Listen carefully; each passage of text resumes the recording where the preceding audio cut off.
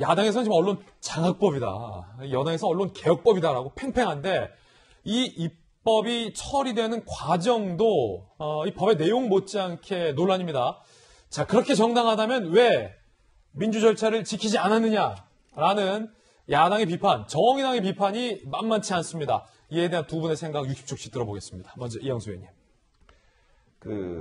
80년대 전두환 군부가 들어서자마자 맨 처음 한 것이 언론 통폐합이죠. 언론 환경을 엄청나게 후진적으로 퇴행시킨 그런 사례가 있는데, 저는 이번에 민주당의 이 국회에서 이 언론중재법을 통과시키는 걸 보면서 80년 전두환 군부하고 도대체 다를 게 뭐가 있느냐 하는 생각이 들더라고요. 민주당 국회의원님들 많은 분들이 민주화 운동에 참여하신 분들입니다. 민주화, 그리고 국민의 목소리, 언론의 자유, 이런 것들이 소중하다는 것을 누구보다 잘 아는 분이고, 특히 대통령께서는 언론 자유를 입에 항상 아주 담고 사셨어요. 그런 분들이 이제 와서 국회에서 언론중재법이라고 하는 것을 이렇게 강행 처리하는 걸 보면서, 그러니까 그 소위 처리 절차는 더 웃깁니다. 김의겸 의원이 야당 의원으로 둔갑을 해가지고 그 자리에 참여해가지고 이런 것들을 통과시키를 보면서 정말 아연실색할 수밖에 없습니다. 자, 김의겸 의원을 이제 야권에 포함시킨 것도 논란이다라는 지적이 있었고요. 조승래 의원 60초 드립니다. 예, 이제 문체위에서 이제 법안 소위에서 논의가 되다가 이제 야당의 안건조정 신청에 따라서 안건조정위원회 구성해서 논의가 된 거 아닙니까? 안건조정위원회는 그렇게 구성하게 돼 있습니다. 6명으로 구성하는데 1당에서 3명을 하게 되고 2당, 3당 기타 이제 교섭단체를 해서 이제 공통으로 구성을 하게 돼 있어서 아마 이제 문체위원장인 도정환 위원장이 국민의힘 소속 의원 2명과 기타 의원 1명 해서 이렇게 3명을 구성하게 된 것 같아요. 그렇게 해서 구성한 것이기 때문에 전혀 문제될 것이 없다는 말씀 드리겠고, 그다음 그런 논리라면 예를 들면 윤석열 전 총장이 당신의 아내와 배우자와 관련 여러 가지 의혹들에 대해서 여러 가지 고발을 한다든지 이렇게 조치를 취하고 있지 않습니까? 그럼 이건 우리가 어떻게 해석될지 알 수가 없는 것이고요. 또 하나 이 법은 민간인들의 언론이란 피해를 구제하기 위한 것이지, 저 법에는 권력자들에 의한 것들은 다 제외를 했습니다.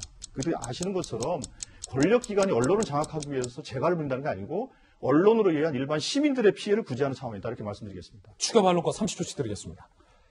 그러니까 지금 언론중재법이 현재도 있어요. 그래서 가짜뉴스라든가, 좀 전에 윤석열 후보 배우자에 관한 말씀하셨는데, 가짜뉴스나 이런 게 나오면 지금 언론중재법을 통해서 고소라든가 고발하든가 여러 가지를 할 수가 있습니다. 근데 지금 그걸 못하는 건 아니에요. 근데 이거를 징벌적으로 해서 아예 그런 기사를 못 쓰도록 해버리겠다 하는 그런 민주당과 이 정부의 태도가 문제라는 거죠. 그리고 자꾸 야당의 그동안의 불성실에 대해서 얘기하는데, 법안 내용이 이 말도 안 되는데 어떻게 거기에 야당이 계속 참여해서 거기에 동의를 해줍니까? 조승래 의원님. 예, 좋은 말씀을 해주셨는데요. 지금도 언론중재법이 있습니다. 그래서 언론중재위원회도 구성이 되어 있고요. 근데 문제는 뭐냐면, 이 언론중재법은 두 가지 크게 대표적인 내용이 포함되어 있는데, 하나는 언론중재위원회 조정 과정을 신속하게 해서 피해자들을 빨리 구제한다는 측면이 하나가 있고요. 두 번째로는 실제로 언론 문제와 관련된 여러 가지 민형사상 이제 재판을 진행을 하는 과정에 있어서 실제로 실효성 있는 피해 구제가 제대로 되고 있지 못하다라는 문제 제기가 계속 있어왔던 것이고, 그런 측면에서 그것을 명확히 하기 위한 것이다, 이렇게 말씀드리겠습니다.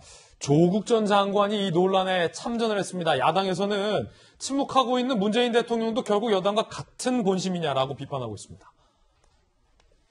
조국 전 장관, 한국 언론자유 수준 매우 높으나 책임 수준이 낮다. 언론중재법은 이 불균형을 바로잡기 위한 것뿐이다. 라고 민주당을 옹호하자 정의당까지 나서서 조 전 장관을 비판합니다. 자, 강민진 청년정의당 대표.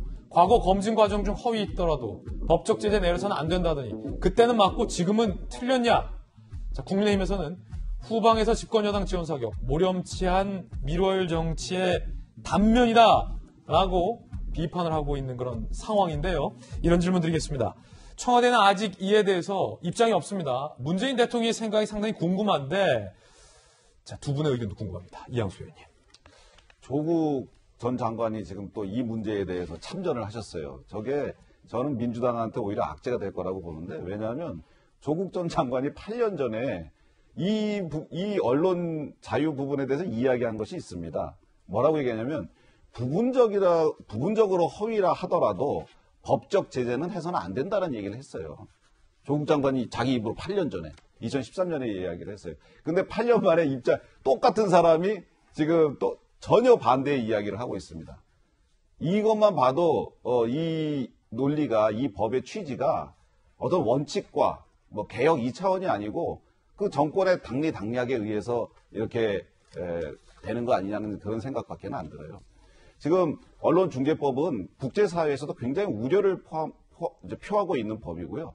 우리나라의 언론인들은 진보적인 언론이든 보수적인 언론이든 누구든지 이건 원칙과 기본에 관한 문제입니다. 언론의 자유를 이렇게 저하시키면서 나중에 정말 국정농단 사건 같은 것들이 또 발생하지 말라는 법이 있을까요?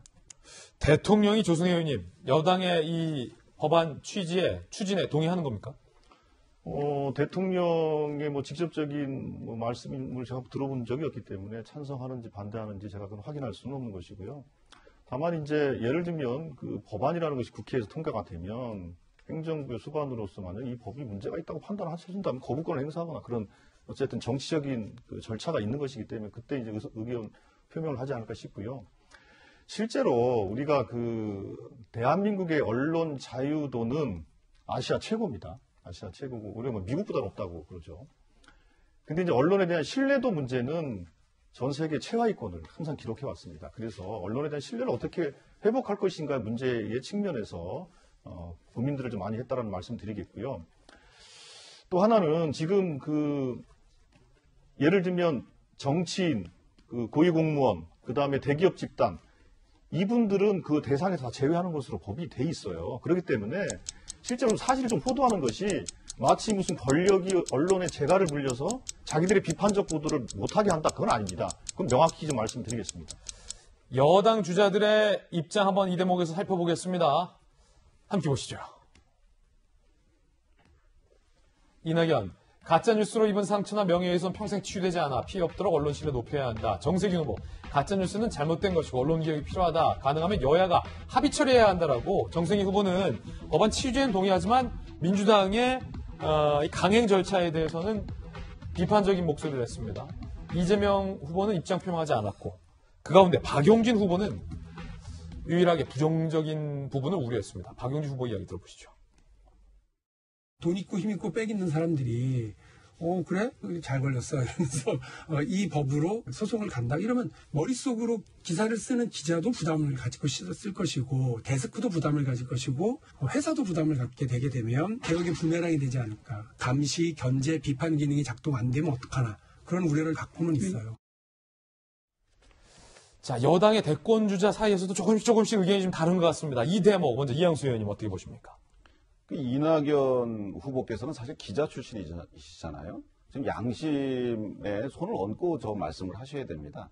가짜 뉴스라고 하는 것, 이것을 이제 없애야 된다고 하는 차원으로 지금 포장을 하신 거지, 가짜 뉴스를 없애겠다고 하는 좋은 취지로 했는데 가짜 뉴스를 없어지는 게 아니고 언론의 자유를 제한하고 국민들이 알아야 될 권리라든가 진짜로 이 사회에 부정부패한 것을 제대로 밝혀내지 못하는 일들이 벌어진다면 그게 모두 국민의 피해가 될 건데, 이거는 너무나 자명해요. 그 소득주도 성장하고 뭐 주 52시간 근로 한다고 여당에서 일방적으로 밀어붙였는데 그것이 가진 좋은 취지가 있습니다. 그런데 부작용을 생각 안 했기 때문에 지금 경제가 어려워지고 일자리가 없어지고 더 오히려 그 잘못된 정착, 지금은 뭐 소주성 얘기하는 분이 여당 내에도 없어요. 그래서 이거 역시 마찬가지다. 왜 자꾸 야당이 그동안 동의를 안 해줘가지고 이 법이 지연됐다라고 얘기하시는데, 야당이 그 법의 취지나 이런 것들이 합리적이면은 테이블에 앉죠. 그런데 지금 대권 후보자들 야당의 의견들과 이 대권 후보자들의 생각이 크게 다르지 않을 거라고 저는 봅니다. 박용진 후보나 정세균 후보는 조금씩 다른 입장인 것 같아요.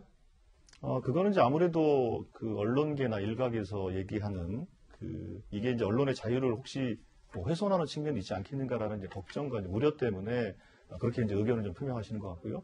또 그런 측면에서 우리가 그 이제 법사위 본회의 논의 과정 속에서 그런 우려가 있다면 그런 우려를 어떻게 불식할 것인가에 대해서는 좀 논의가 필요하다는 그런 취지로 말씀을 하신 것 같고요.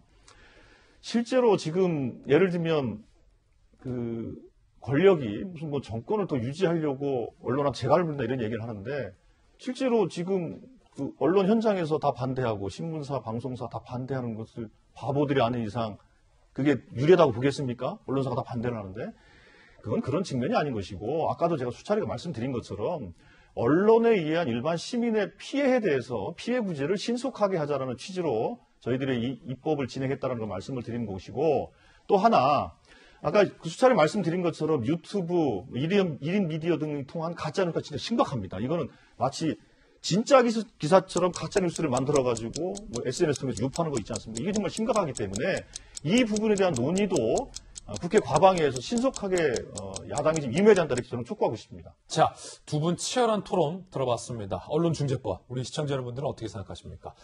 조승래, 이양수 두 분 의원 모시고 뜨겁게 이야기 나눠봤습니다. 두 분 의원 감사드립니다.